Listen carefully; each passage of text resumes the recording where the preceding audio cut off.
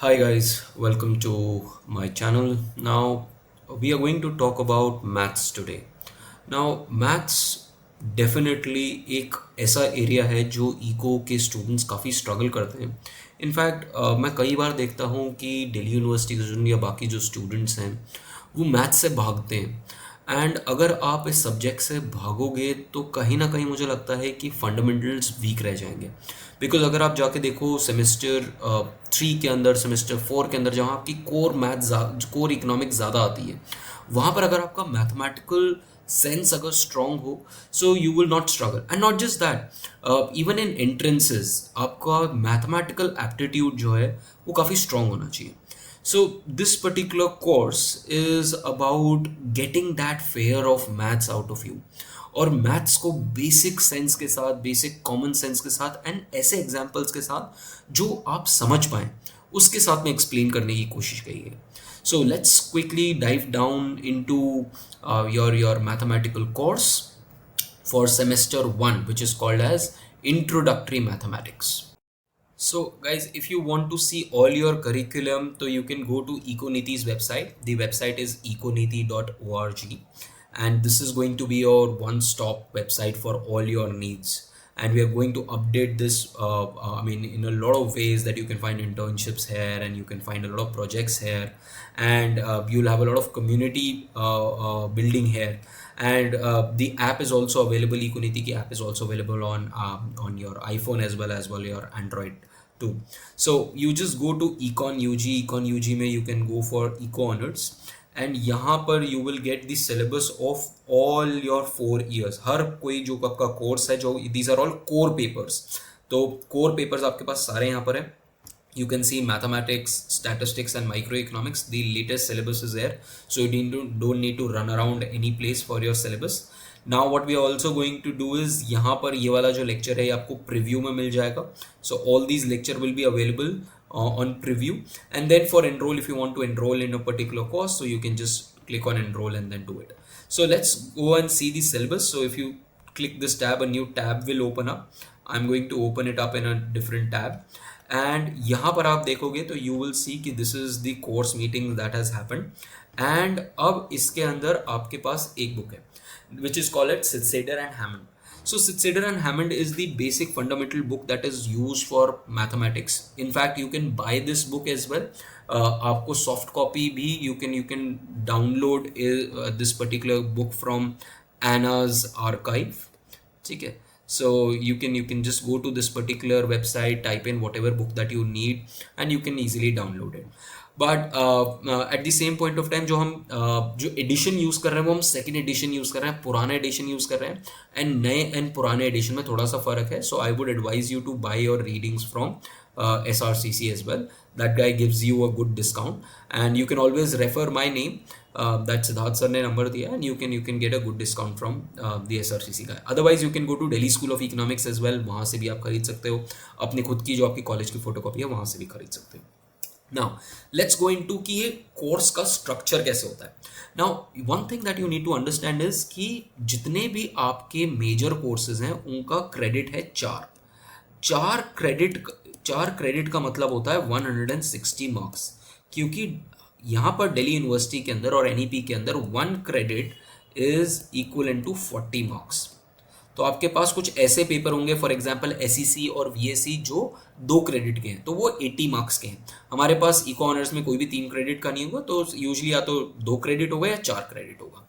तो ये जो 4 क्रेडिट है दैट मीन्स 160 मार्क्स. अब ये 160 मार्क्स का भी एक बाइफर्केशन है, किस तरीके से डिवाइडेड है, और ये सारे सब्जेक्ट्स में आपको मिलेगा. ठीक है, जितने भी 4 क्रेडिट के होंगे. अब ये जो 160 मार्क्स हैं ये 2 पार्ट्स में डिवाइडेड है.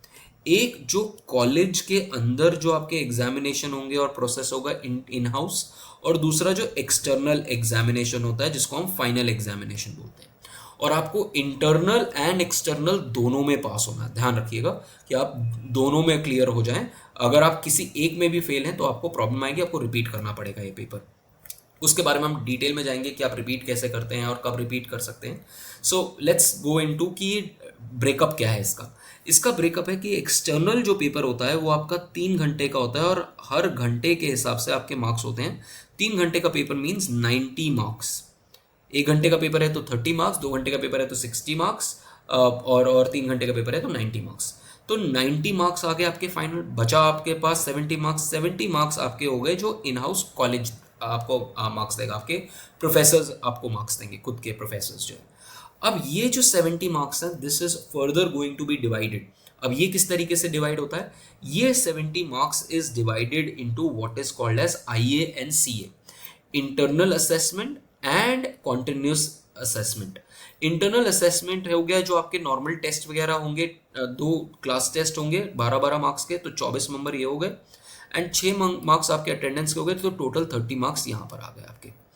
फिर उसके बाद कॉन्टिन्यूस असेसमेंट क्या होता है? जो आपके ट्यूट वाले लेक्चर्स होते हैं उसके अंदर टीचर जो है वो कई बार कॉन्टिन्यूस असेसमेंट ले सकता है, प्रॉब्लम सॉल्विंग आपको सेट्स दे सकता है। So I will also give you a lot of problem solving sets which will help you practice things. Also, on the portal you will also find a lot of MCQs. वो MCQs आपके course में तो नहीं है typically, but they are also design in a way कि वो आपको आगे जाके जो एंट्रेंसेस होंगे उसमें बहुत हेल्प करेगा, और आपको कॉन्टिन्यूस इवैल्यूएशन देगा कि किस तरीके से आपका कोर्स चल रहा है vis-a-vis आपके जो पीयर्स हैं। So you can see a ranking of sorts. तो जितना ऑनेस्टली आप देंगे आपको आइडिया लगेगा कि this is how my ranking is there within my peers and I need to perform better. So do make sure that you give all the MCQ test as well. So problem solving आपको 10 marks का होगा, and then 2 quizzes या assignment हो सकते हैं totalling of 25 marks. तो 25 marks plus 10 marks 35 marks ये हो गए, एंड 5 मार्क्स आपके अटेंडेंस के हो गए। तो इस तरीके से your entire internals are divided between 30 plus 40। आप कोशिश कीजिए कि इसके अंदर आप अराउंड 65 से 70 के बीच में ही लेके आए, क्योंकि ये इन हाउस है और इन हाउस में आपका कंट्रोल ज़्यादा है। अब उसके बाद आप एक्सटर्नल में जितना अच्छा परफॉर्म कर पाएंगे, but in house is something which is endogenetic बोलते हैं हम इसको, कि आपके पास है, आप टीचर से बात कर सकते हो, रिक्वेस्ट कर सकते हो और ज़्यादा अच्छा परफॉर्म कर सकते हो वहाँ पर।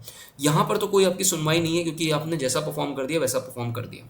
सो make sure that you cover this up properly. And same का जो एग्जाम है ना वो किस तरीके से होगा? There will be 10 questions of 10 marks each. तो ये तो हो गया 100 मार्क्स के, तो out of which 9 must be answered. तो आपको 10 में से 9 क्वेश्चंस आंसर करने पड़ेंगे, और हर क्वेश्चन के मैक्सिमम 2 सब पार्ट हो सकते हैं। So this is how this thing has been decided upon. Now let's go into the syllabus की सिलेबस किस तरीके से आपका डिवाइडेड है। नाउ जो फर्स्ट यूनिट है, बाय द वे आपके जितने भी कोर्सेज होंगे वो 45 आवर्स के होते हैं। सो यहाँ पर 3 यूनिट्स आपके डिवाइडेड हैं, 10 hours for first unit, 25 hours for second unit and 10 hours for third unit. तो आपका ऑफ कोर्स से आपका ज़्यादा फोकस जो होना चाहिए वो सेकंड यूनिट पे ज़्यादा होना चाहिए। In fact it has bulk of the chapters as well. इस पूरे कोर्स में हम चैप्टर नंबर 1 से लेके चैप्टर नंबर 9 तक पढ़ेंगे of Sydsaeter and Hammond the second edition. the notes that I'm going to give you is going to cover all of them. So मैं आपको आपकी रीडिंग्स भी, आपको मार्क्ड रीडिंग्स भी दिखाऊंगा और आपको नोट्स भी दिखाऊंगा। नोट्स इज समथिंग जो आपको काफ़ी रीडर फ्रेंडली आपको फील देगा, और एक बार आपने नोट्स पढ़ लिया, आपको रीडर फ्रेंडली तरीका पता चल गया उसको पढ़ने का, उसके बाद आप अपनी रीडिंग्स भी पढ़ सकते हो, उसको भी काफ़ी अच्छे तरीके से हाईलाइट किया गया, and then you can go through your course and then solve all those questions that I have given you, the MCQs that I have given you, and some difficult problem sets जो वहाँ पर बनाए हुए हैं। So this will be our approach. Let's talk about unit 1। नाउ unit 1 देखते हैं। Unit 1 के अंदर हमारे पास टॉपिक कौन कौन से हैं? हमारे पास लॉजिक एंड प्रूफ टेक्निक्स हैं।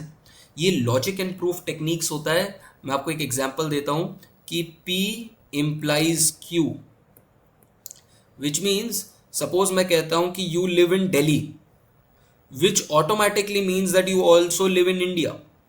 So we are going to talk about these analogies, we are going to talk about these logics and counter logics, को counter कैसे करना है, and proof techniques क्या होती हैं, direct proof and indirect proof क्या होते हैं, so and proofs by contradiction क्या होते हैं, so ये हम बात करेंगे। then sets and operations के बारे में बात करेंगे। ये जो दो टॉपिक है ना, ये कई बार एंट्रेंसेस में बहुत पूछे जाते हैं।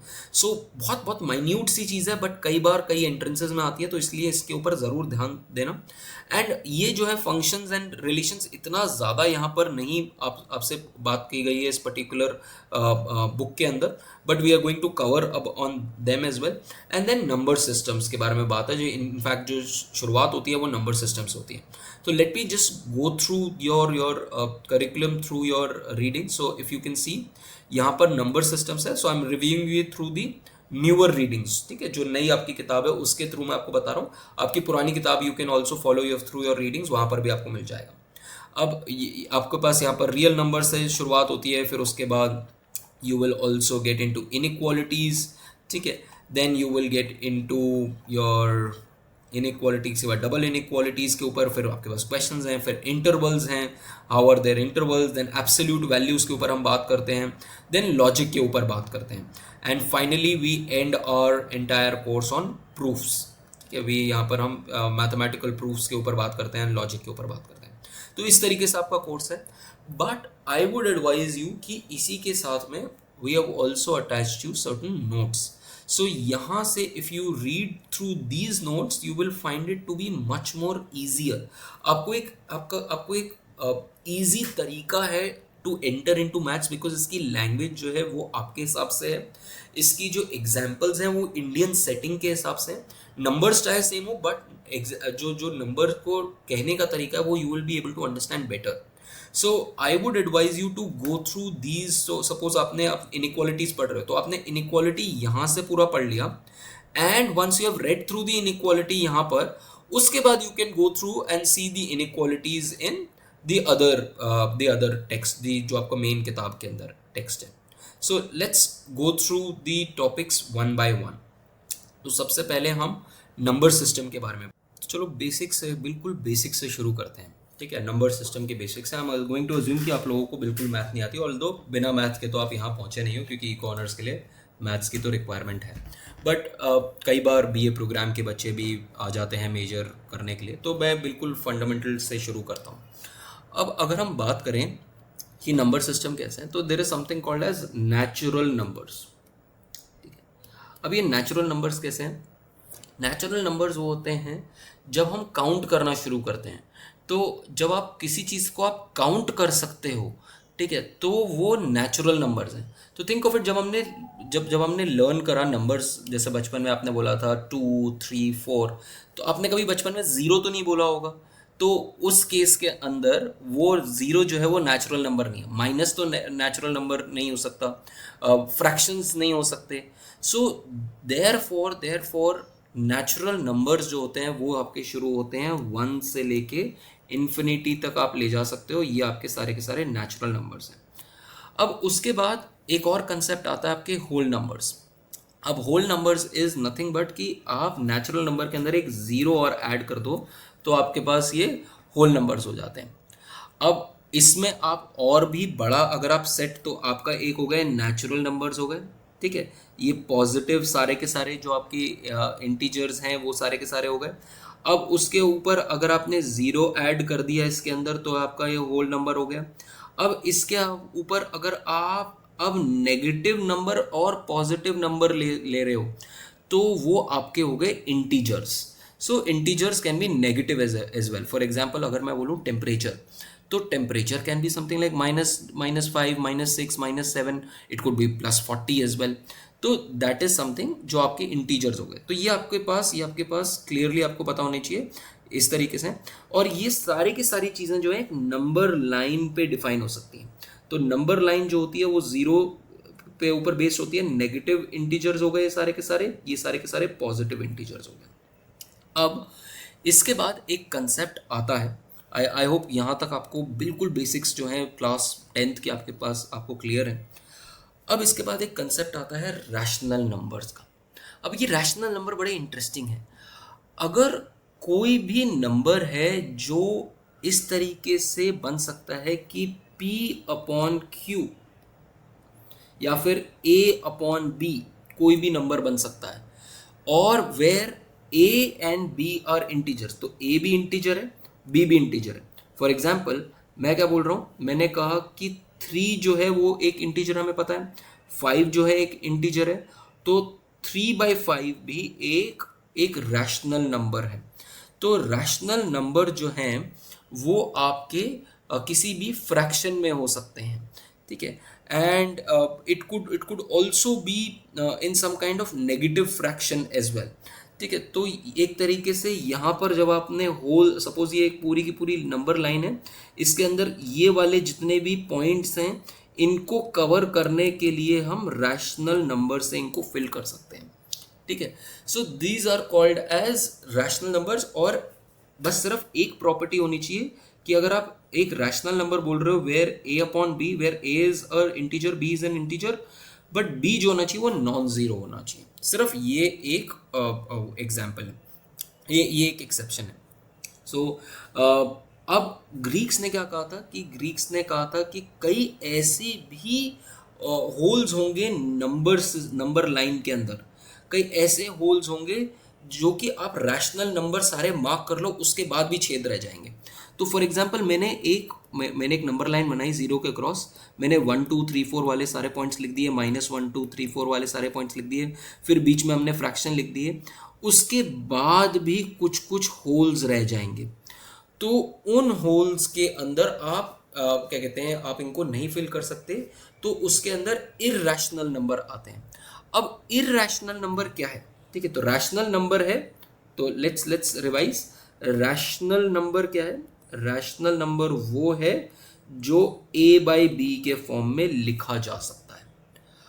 इर्रेशनल नंबर क्या है? जो जो आपका किसी भी फ्रैक्शन में नहीं लिखा जा सकता। For example √2 can not be written as a fraction, और for example your pi can not be written as a fraction, जैसे epsilon can not be written as a fraction. In fact irrational number वो सारे numbers हैं जो repeat होते हैं, जिनका decimal form जो है वो रिपीट नहीं होता, विदाउट रेपिटेशन वो चलते रहते हैं।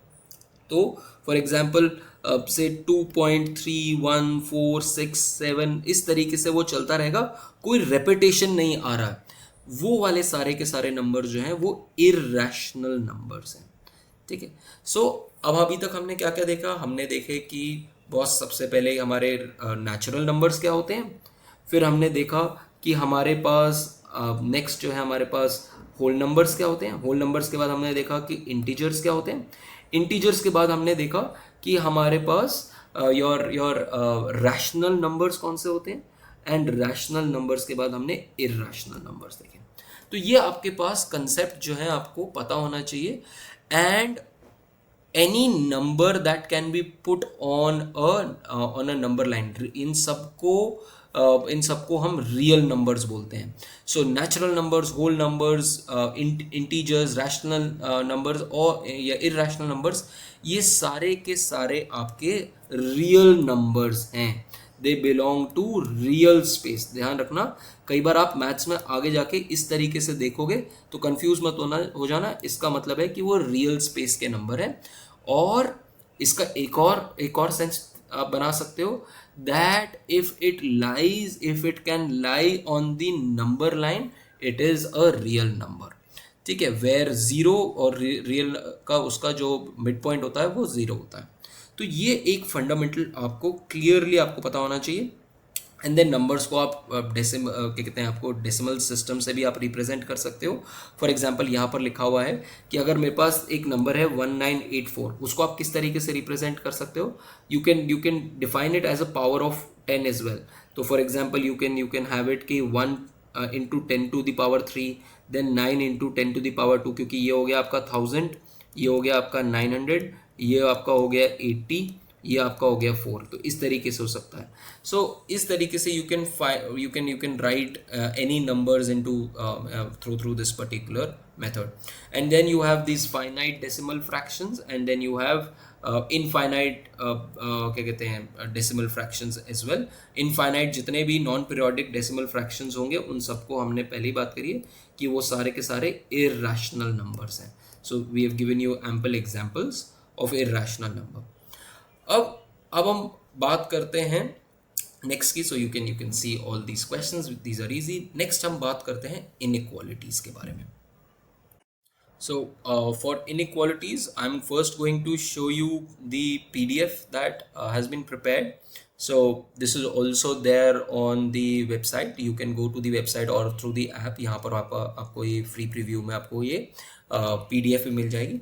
And for the entire course same आपको PDF plus आपको reading दोनों साथ में simultaneously चलेगी, because PDF is my way of teaching to you, so that आपको वो नॉन जार्गन वे में, नॉन टेक्निकल वे में, सिंपल भाषा में आपको चीज़ें समझ में आ जाए, उस तरीके से बनाएंगे। नाउ अब इनइक्वालिटीज़ के बारे में बात करते हैं थ्रू दिस पर्टिकुलर रीडिंग। अब इनइक्वालिटीज़ क्या है कि लाइफ फेयर थोड़ी ना है। लाइफ के अंदर इनइक्वालिटीज़ होंगी, किसी के पास ज़्यादा पैसा है, किसी के पास कम पैसा है, किसी के पास ज़्यादा फॉलोअर्स हैं, किसी के पास कम फॉलोअर्स हैं। तो हर जगह पर इनइक्वालिटी एग्जिस्ट करती है, सोसाइटी में भी इनइक्वालिटी एग्जिस्ट करती है। Now let's take an example. For example, you are in a food stall. तो अभी आप देखोगे कि कॉलेजेस में फेस्ट लगने शुरू होंगे, एंड वहाँ पर फूड स्टॉल्स होते हैं, बड़े अच्छे अच्छे फूड स्टॉल्स लगते हैं कॉलेजेस के अंदर। एंड वहाँ पर एक फूड स्टॉल लगा हुआ है जहाँ पर आपके पास सिर्फ 100 रुपये हैं, and you want to buy momos and cold drinks. Now momos की कॉस्ट जो है वो 60 रुपीज़ है, कोल्ड ड्रिंक की कॉस्ट जो है 30 रुपीज़ है, and you can afford this which is less than 100। तो basically you are saying that my price of momos into momos plus price of say Pepsi into amount of Pepsi that you're going to have is less than equal to 100। क्यों? क्योंकि यहाँ पर price जो है आपकी, price जो है ये 60 रुपीज़ है और ये आपकी 30 रुपीज़ है। तो आप ये एक एक कंज्यूम कर लोगे तो तब भी आप एक यूनिट जो है कंज्यूम कर सकते हो दोनों का। तो इस तरीके से इनइक्वालिटी, बाय द वे जो मैंने आपको ये लिख के दिया है ये एक बजट लाइन की इक्वेशन है।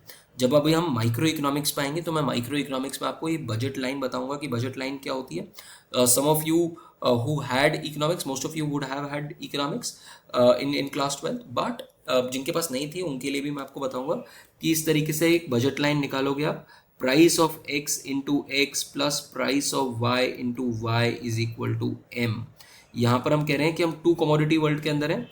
प्राइस, एक कमोडिटी एक्स है उसका प्राइस से मल्टीप्लाई करोगे, एक कमोडिटी वाई है उसको आप उसके प्राइस से मल्टीप्लाई करोगे, और मैक्सिमम अमाउंट ऑफ मनी जो है वो आपके पास कुछ पड़ा हुआ है। तो हम ये देखते हैं कि ये हमारी एक बजट लाइन है, और हम बजट सेट के बारे में भी बात करेंगे।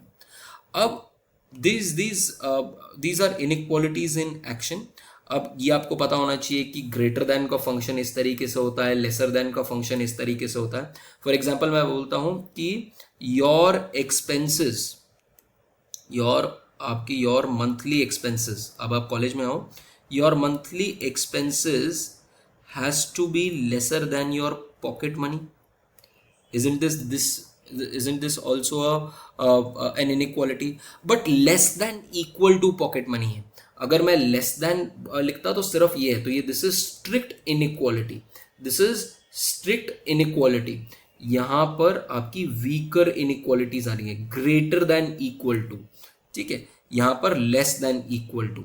फॉर एग्जाम्पल अगर मैं आपको कहता हूँ कि फॉर एग्जाम्पल आपको मैं कहता हूँ कि आपका जो स्कोर था, ठीक है, आपका cut off score for eco honours से इन SRCC, ठीक है, फॉर एग्जाम्पल इट वॉज 904। तो अगर आपके 904 से कम मार्क्स हैं, if your marks are less than 904, तो आपको ये कॉलेज अलॉट नहीं होगा। और अगर आपके 904 से ज़्यादा अगर आपका CUET का स्कोर है तो आपको ये कॉलेज अलॉट हो सकता था। सो यहाँ पर ग्रेटर देन इक्वल टू का आपका रिलेशन आ गया, और ये आपका हो गया कि आपका सिलेक्शन इस कॉलेज में तो नहीं होगा, ठीक है। सो ऐसे ही आपका लेस देन इक्वल टू का भी यूज होता है। Then you are called as, these are called as strict inequalities, these are called as weak inequalities. ये आपके पास रिलेशन आपको क्लियरली आपको पता होना चाहिए। अब उसके बाद you have some golden rules of inequalities. Let's see this. For example आप यहाँ पर ऐड कर सकते हो, सबट्रैक्ट कर सकते हो। अगर आप फॉर एग्जाम्पल मैं कहता हूँ कि x plus x is greater then 5, ठीक है, कोई चीज़ है जो मैं कह रहा हूँ कि 5 से ज़्यादा है, ठीक है, तो अगर आप इसके अंदर सेम नंबर ऐड करोगे या सेम नंबर सबट्रैक्ट करोगे तो उससे इस चीज पे कोई इम्पैक्ट नहीं होगा, ठीक है। आपकी इनइक्वालिटी, सपोज मैंने 2 यहाँ ऐड किया और 2 यहाँ ऐड करा, तो I can easily say that x plus 2 is greater than 7. So you can add and subtract, it will not change the sign है। अब आता है इंपॉर्टेंट चीज, अगर अगर आप किसी भी पॉजिटिव नंबर से, ध्यान रखना, अगर आप किसी भी पॉजिटिव नंबर से मल्टीप्लाई करते हो या डिवाइड करते हो, तो उसकी वजह से आपका जो साइन है इनइक्वालिटी का वो सेम ही रहेगा, वो चेंज नहीं होगा। इमेजिन मैं कहता हूं कि आपकी pocket money, imagine that doubling your pocket money and your friends pocket money, और आपकी पॉकेट मनी, सपोज मैं कहता हूं सिड और से कोमल, तो अगर मैं कहता हूं कि सिड की पॉकेट मनी कोमल से ज्यादा है, तो अगर मैं इसको डबल कर दूं और इसको भी डबल कर दूं, तो तब भी सिड की पॉकेट मनी कोमल से ज्यादा रहेगी। और अगर मैं इसको हाफ कर दूं और इसको भी हाफ कर दूं, तो भी सिड की पॉकेट मनी कोमल से ज्यादा रहेगी। So this will not change in any case, ठीक है। फॉर एग्जाम्पल, जैसे हमने कहा कि if 2x is less then 10 और हम डिवाइड कर देते हैं इसको 2 से, सो x will also be less than 5, कोई चेंज नहीं आया यहाँ पर। But the most important aspect of this is, जहां पर कई बार कंफ्यूजन भी हो जाता है, it's a tricky one, is that अगर आप मल्टीप्लाई और डिवाइड कर रहे हो बाय अ नेगेटिव नंबर, तो नेगेटिव नंबर से डिवाइड करते के साथ ही आपकी इनइक्वालिटी चेंज हो जाएगी। For example, suppose if you owe 100 rupees to your if you owe 100 rupees and your friend owes 50 rupees, तो दैट मीन्स कि आपको, आप 100 रुपीज ओ करते हो, आपका डेट ज़्यादा वो है, एंड आपका डेट ज़्यादा बड़ा है as compared to your friend, तो आपके फ्रेंड का डेट कम है। So ideally -100 is basically less than -50, but if they are multiplied by -2, suppose अगर मैं इसको -2 से मल्टीप्लाई करता हूँ, तो -2 से मल्टीप्लाई करते के साथ ही हो गया 200, एंड -2 से मल्टीप्लाई करते साथ ही हो गया 100। सो 200 इज नाउ ग्रेटर देन 100, तो यहाँ पर आपकी इनइक्वालिटी चेंज हो गई। तो यहाँ पर if you see, you have -3x is greater than 9, you divided by -3, so you get x is less than -3, ठीक है। सो ये एक बहुत ही इंपॉर्टेंट चीज है that you need to understand, क्योंकि आप अलजेब्रा में सॉल्व करते हुए यहाँ पर गलती मत करना। Then you have transitivity here as well. Transitivity का मतलब होता है कि if a is greater than b and b is greater than c, then you definitely have is that a is greater than c. Then उसके बाद एक special case, again this is a special case that you need to be very very careful about, that if a is greater than b and if c is greater than d, greater than d, then generally तो है कि a plus c should be greater than b plus d, but at the same point of time this only works for addition, this will not work for subtraction, multiplication और division। तो उस बाकी cases के अंदर आपकी inequality जो है वो चेंज हो सकती है, क्योंकि नेगेटिव नंबर्स के साथ में आपकी इनइक्वालिटी हो सकता है चेंज हो जाए। So basically only in positive numbers you can say that if a is greater than b and c is greater than d, then a plus c is going to be greater than b plus d।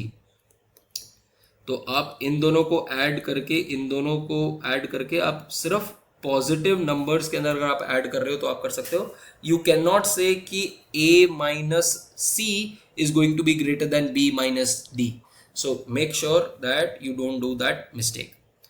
Then तो इसी को हम sign diagrams, हम next जो है हम sign diagrams देखते हैं, एंड इसी को हम यहाँ से भी देख लेते हैं। फॉर एग्जांपल मैंने यहाँ पर इनइक्वालिटीज एक्सप्लेन करी हुई हैं कि अगर आपकी नंबर्स जो हैं किस तरीके से, that if a is greater than b means कि a lies to the right of b, and इसका मतलब वीक इनइक्वालिटीज है, ये सेम वीक इनइक्वालिटीज के बारे में बात कर ली हमने।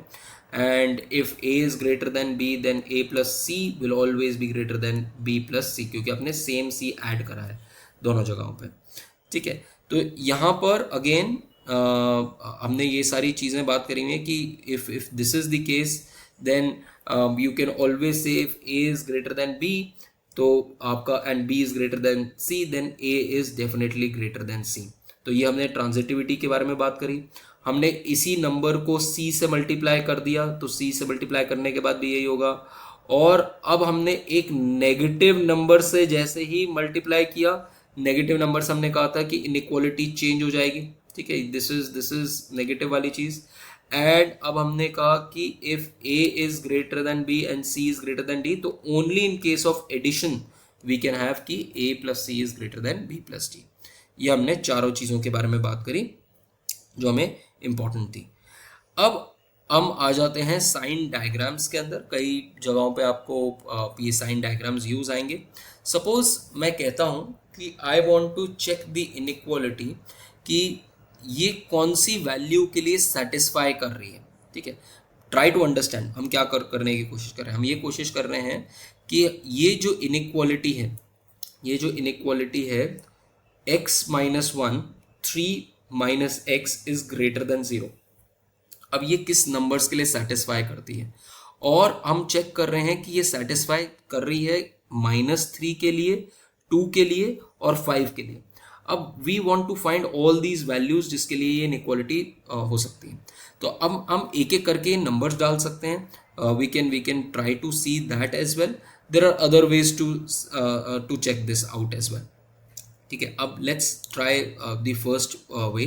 सो let's use a normal method. Normal method में हमने क्या किया, if you see the normal method जिस तरीके से यूज किया, इसने कहा कि यार x को मैं -3 डाल देता हूँ। अगर मैं x को -3 डालता हूँ तो ये -3 -1 -4 हो गया, और ये -3 से माइनस हुआ तो ये 6 हो गया।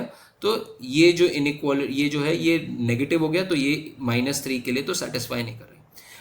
इसी के बाद हमने फिर 2 डाला, और 2 के बाद देखा कि ये 2 के लिए सेटिस्फाई कर रही है। एंड हमने 5 डाला तो 5 के लिए देखा हमने सेटिस्फाई नहीं कर रही। तो वी सॉ कि out of these numbers for the inequality x minus 1, 3 minus x is greater than 0, ये एक इनइक्वालिटी थी। ये जो इनइक्वालिटी सेटिस्फाई कर रही है x इज इक्वल टू 2 के लिए, x इज इक्वल टू -3 के लिए नहीं सेटिस्फाई कर रही, और x इज इक्वल टू 5 के लिए भी ये नहीं सेटिस्फाई कर रही। बट सपोज मैं देखना चाहता हूं कि कौन कौन सी वैल्यूज के लिए एक्चुअली सेटिस्फाई करती है, ठीक है। तो उसके लिए अब मुझे पूरा सोल्यूशन सेट चाहिए, मुझे एक एक करके नंबर्स नहीं देखने। तो उसके लिए हम साइन डायग्राम यूज करते हैं। अब साइन डायग्राम क्या है, आप साइन डायग्राम के लिए हर क्या कहते हैं, ईच फैक्टर आप निकालेंगे in the product is determine. For example, अब x माइनस 1 के बारे में बात करते हैं। पहले हमारे पास कौन कौन से टर्म है, x माइनस 1, 3 माइनस एक्स। पहले हम x माइनस 1 लेते हैं। अब x माइनस 1 जो है वो पॉजिटिव कब होगा, वो पॉजिटिव होगा, पहले हम यहाँ पर हमने क्या किया, हमने यहाँ पर नंबर लाइन बना दी, ठीक है, नंबर लाइन बना दी, और हमने नेगेटिव वाले नंबर भी ले लिए, पॉजिटिव वाले भी नंबर ले लिए। अब आप खुद सोचो x माइनस 1 नेगेटिव कब होगा।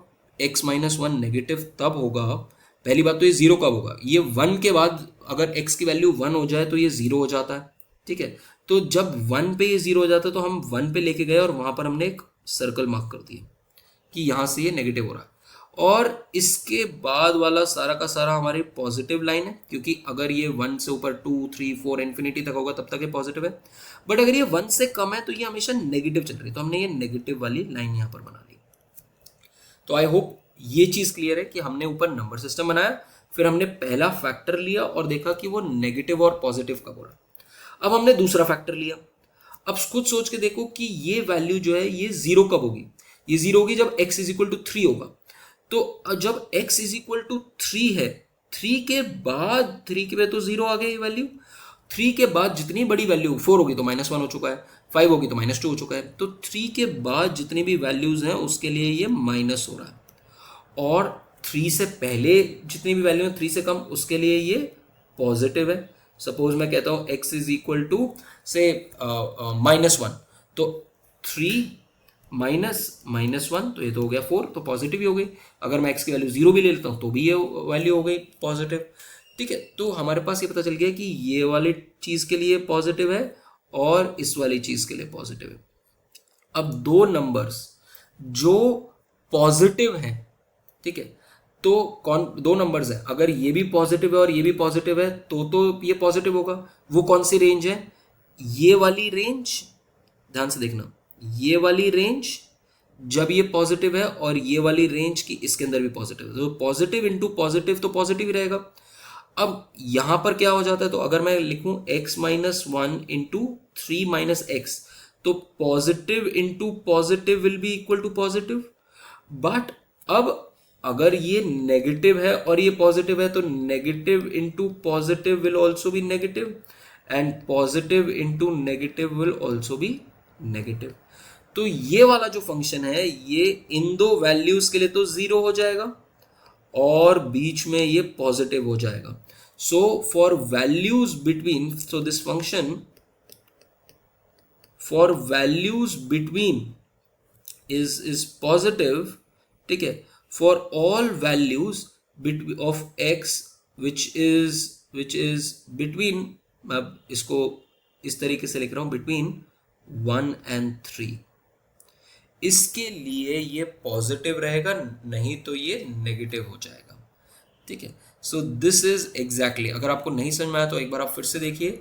तो if x is between 1 and 3, both factors are positive, so their product is positive, and therefore we can also say that if x minus 1 and this is greater than 0, that means x की value 1 और 3 के बीच में, ठीक है। So try to solve this up. Now let's try another thing. अब इस case के अंदर हमने क्या किया, एक और एग्जाम्पल है। अब ये एग्जाम्पल क्या है कि इस एग्जाम्पल के अंदर तीन इनइक्वालिटी, अब हम कह रहे हैं कि 2p minus three upon p minus one is greater then 3 minus p। अब इस इनइक्वालिटी को चेक कैसे कर सकते हैं? इस इनइक्वालिटी को चेक करने के लिए सबसे पहले आपको सारी टर्म्स एक तरफ लेके आनी है, नहीं तो आप प्रॉब्लम में रहोगे। So what you need to do is basically you bring all the terms to one side, you say that 2p minus three upon p minus one. अब आपने ये वाला टर्म इधर आ गया तो ये पॉजिटिव हो जाएगा और ये वाला टर्म इधर आ गया तो नेगेटिव हो जाएगा। This is what you get. And फिर आप एक काम कर सकते हो, इसको मल्टीप्लाई कर सकते हो p माइनस वन के साथ में, एंड अब आप इस पूरे न्यूमरेटर को सॉल्व कर सकते हो। Just solve it to the lowest possible form, you will get p into p minus two upon p minus one is greater than 0। अब आपके पास ये हो गए। अब इसमें फैक्टर्स कौन कौन से हैं हम सेम तरीके से देखेंगे। हम फैक्टर्स क्या क्या बनाएंगे, हम एक नंबर लाइन बनाएंगे, नंबर लाइन हमने बनाई, ठीक है, और उसके अंदर हमने 0 मार्क करा, ठीक है, और 0 मार्क करके हमने 1 2 3 और माइनस 1 2 3 भी आप कर सकते हो, वैसे वैसे माइनस की आपको इतनी रिक्वायरमेंट नहीं होगी। अब फैक्टर्स कौन कौन से हैं, एक p है, एक p माइनस टू है और एक p माइनस वन है। तो सबसे पहले p को देखते हैं। p पॉजिटिव कब होगा, जब वो 0 से ज़्यादा होगा। तो 0 पे p 0 हो गया और इसके ऊपर तो ये पॉजिटिव है, इसके बाद इसके पीछे तो ये सारे नेगेटिव है। अब आ गया p minus to. p minus to 0 कब होगा, जब p की वैल्यू 2 होगी। जब p की वैल्यू 2 हुई तो ये हो गया 0, और p की वैल्यू 2 से ज़्यादा होगी तो ये फंक्शन तो हमेशा पॉजिटिव रहेगा और इसके पीछे का जो होगा वो नेगेटिव होगा। अब तीसरा p minus one. p minus one 0 कब होगा, p माइनस वन 0 होगा जब p 1 होगा। तो यहाँ पर आपने 0 लगाया और इसके बाद वाली सारी वैल्यूज यू हैव पॉजिटिव, और इससे पहले वाली जितनी भी आपकी वैल्यूज हैं, मतलब p की वैल्यू 1 से अगर कम होगी तो वो नेगेटिव फंक्शन हो जाएगा। अब खुद सोच के देखो कौन कौन सी वैल्यूज हैं जिसके लिए ये पूरा फंक्शन, ये तीनों चीजें पॉजिटिव होंगी। दैट मीन्स अगर तीनों पॉजिटिव हुए तो भी पॉजिटिव है, ठीक है। तीनों पॉजिटिव कहां पर है, ये पॉजिटिव है, ये पॉजिटिव है इस वाली रेंज में और इस वाली रेंज में पॉजिटिव है। तो वी नो फॉर श्योर कि इस वाली रेंज में तो वो पॉजिटिव ही है।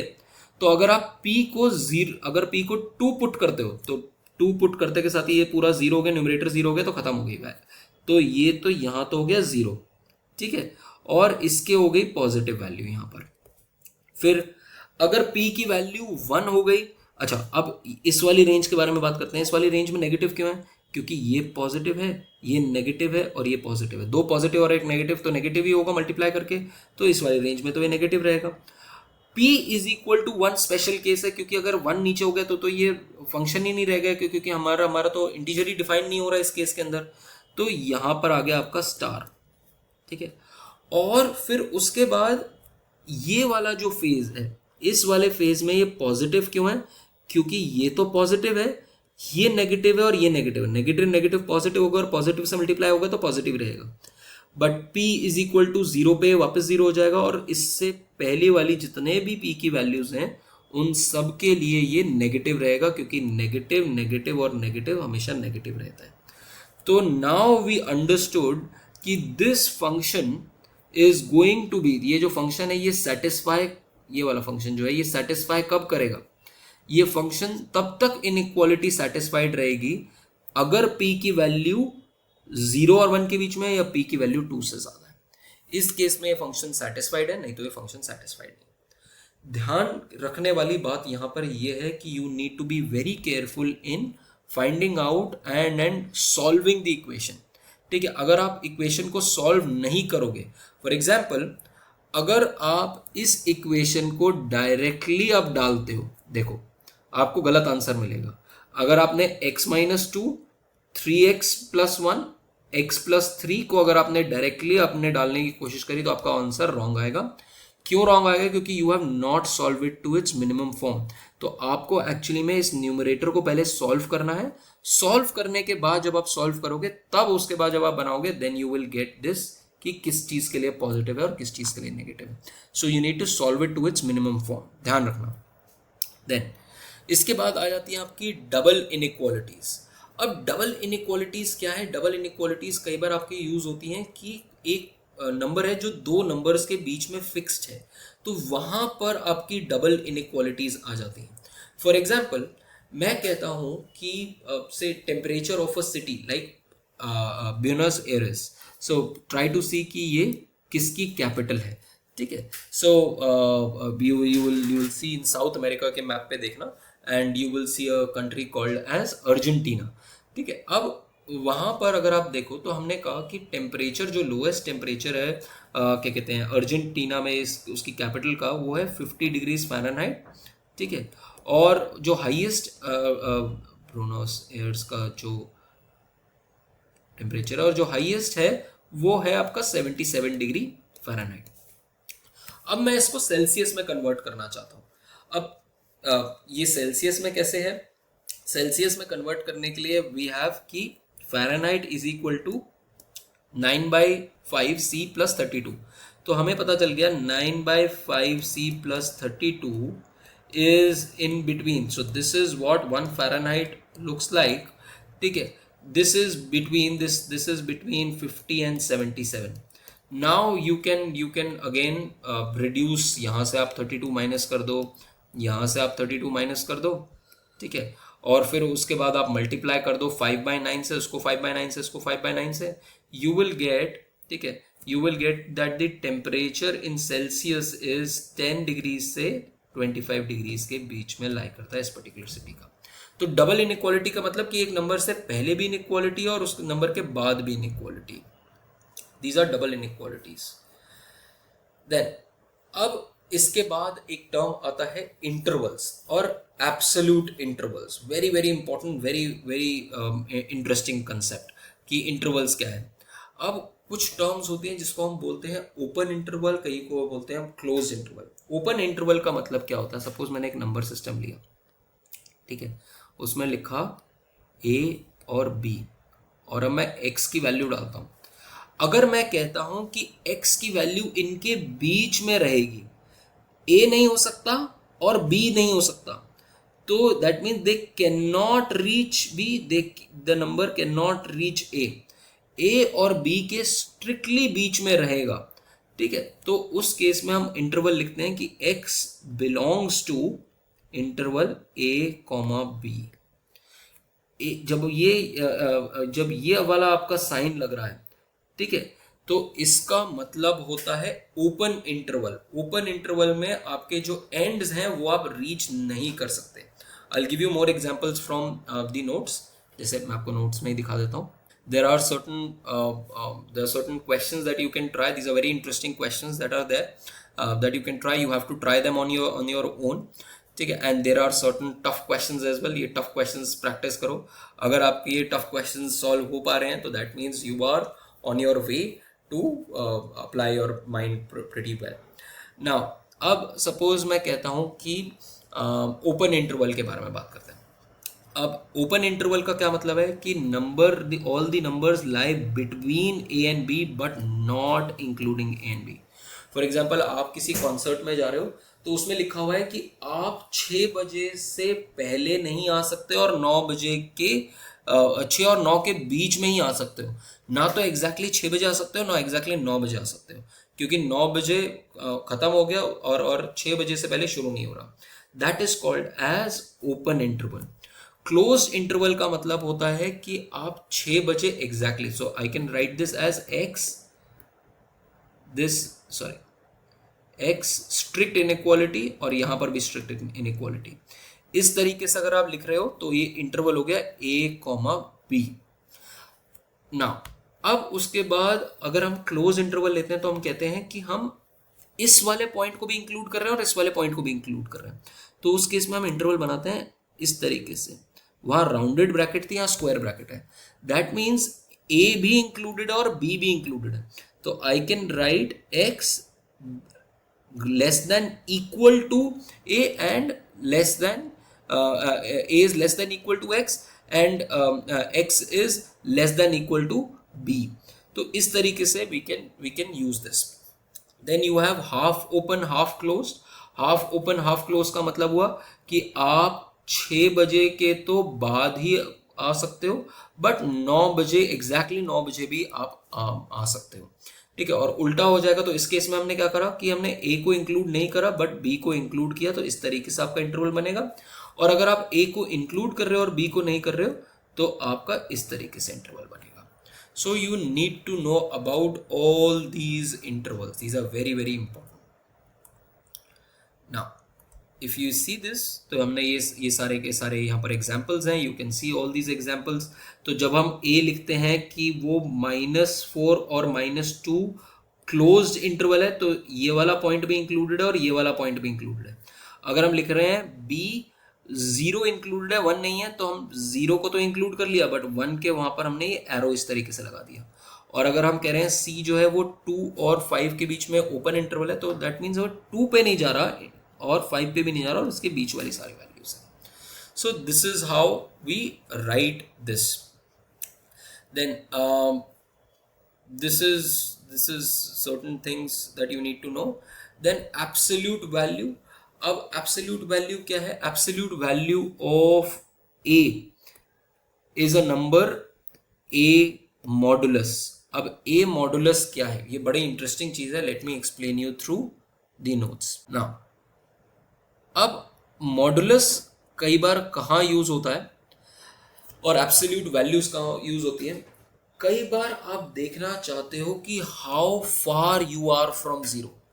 You don't need to see कि आई मीन सपोज आपने कहा कि you are going from your house and from the nearest metro station and whichever way that you want to walk you can walk.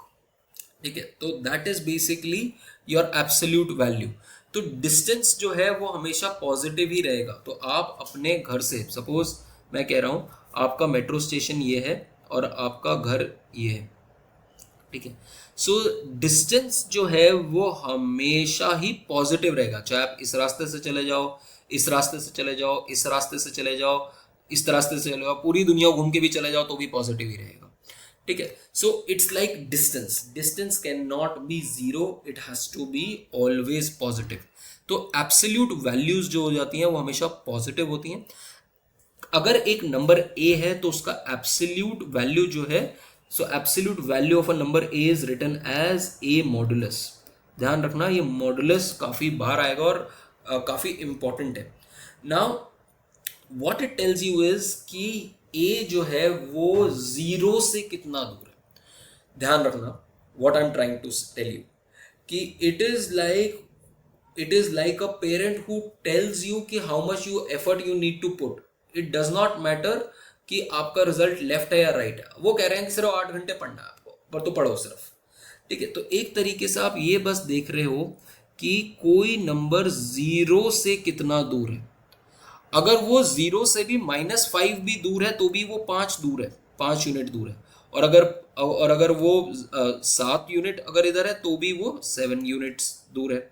तो वहां पर हम सिर्फ ये देखना चाह रहे हैं कि डिस्टेंस फ्रॉम जीरो कितना है। I am not concern about कि वो नेगेटिव है या पॉजिटिव है। तो हमेशा याद रखना, एब्सोल्यूट नंबर्स में हम देखना चाह रहे हैं कि डिस्टेंस फ्रॉम जीरो कितना है। So if a is a positive और zero, then the absolute value is just a। तो जैसे फॉर एग्जांपल 5 का एब्सोल्यूट वैल्यू 5 ही है, जीरो की एब्सोल्यूट वैल्यू जीरो ही है। बट अगर नेगेटिव भी है, अगर नेगेटिव भी है तो भी उसकी एब्सोल्यूट वैल्यू तो 5 ही है ना, 5 यूनिट दूर है वो उससे। सो देयरफॉर इवन -100 का आपका मॉडुलस जो है वो 100 हो जाएगा ना। और कहाँ पर ज़्यादा यूज आएगा, the distance between two numbers. तो कई बार हम डिस्टेंस बिटवीन टू नंबर्स देखने की कोशिश करते हैं कि से मैं कहता हूँ -3 और -5 के बीच में डिफरेंस कितना है। तो आई कैन राइट -3 माइनस -5, ये नंबर, इसका मॉडुलस देखना चाहता हूँ। तो मैं इसको सॉल्व करता हूँ तो देखा मैंने कि ये 5 हो गया और ये 3 हो गया, तो ये इसका आंसर 2 आया और 2 का मॉडुलस 2 ही है। ठीक है, तो इनका डिफरेंस जो है 2 है। तो आप कुछ भी कर लो, आप -5 का डिफरेंस देखना चाहते हो -1 से। ठीक है, -1 से आप इसका डिफरेंस देखना चाहते हो कि कितना है, और इसको आपने डिस्टेंस देखना चाह रहे हो तो मॉडुलस लगाओगे। तो -5 माइनस -1 तो प्लस ये हो जाएगा। तो this is minus modulus 4 which is distance is 4। So distance between -5 and -1 is a 4। Absolute values में 4 डिफरेंस है। तो यहाँ पर काफ़ी डिफरेंट नंबर्स यूज होते हैं कि difference between x1 minus x2 modulus जो है वो आपको ये बता देता है। अब इंटरेस्टिंग केसेस यहाँ पर क्या है, इंटरेस्टिंग केसेस हैं यहाँ पर कि एब्सोल्यूट वैल्यू एंड इनइक्वालिटीज।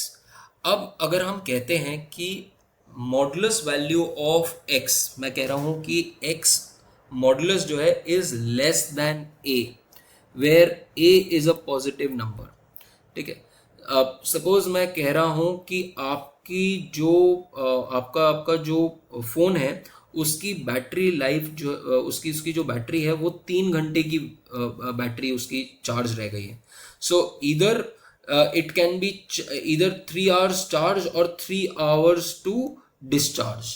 ठीक है, तो आप दोनों तरीके से बोल सकते हो कि 3 आवर की उसके अंदर क्या कहते हैं चार्जिंग बची है, या 3 आवर की उसके अंदर डिस्चार्जिंग बची हुई है। तो दैट मीन्स कि x की वैल्यू जो है is less than is x modulus जो है वो 3 उसमें है।